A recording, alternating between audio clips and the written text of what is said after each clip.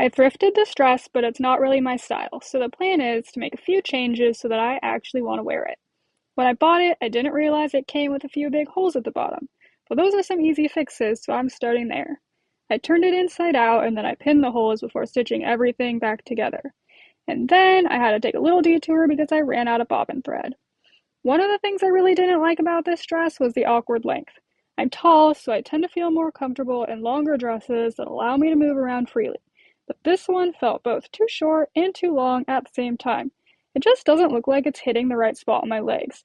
So since I can't make it longer, I decided to shorten it and cut off a couple of inches using this super scientific method to cut all the way around. There's all the scraps I'm going to save and probably never use. Then I hemmed around the bottom just to finish the edge. Moving on to the sleeves, I also really didn't like the length of these, but I did really love the ruffly bit on bottom, so I decided I would cut that off and then shorten the sleeves and reattach the ruffle. I didn't measure, but I folded the dress in half to match the cut of the other sleeve, and that was good enough for me. I made sure to stretch the elastic while sewing back on the ruffles. And then I moved on to the last thing I didn't like, which was the way this hangs on my body.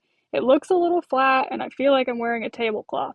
So to fix this, I took some elastic that I harvested from a different dress and I cut it to fit a little bit above my waist. Then I sewed it on and I flipped it right side out. And at this point, I really thought I was done. But then I tried it on and I hated the sleeves. The length was good, but the ruffle was just not ruffling. So I decided I would take that piece off and just hem the sleeves instead.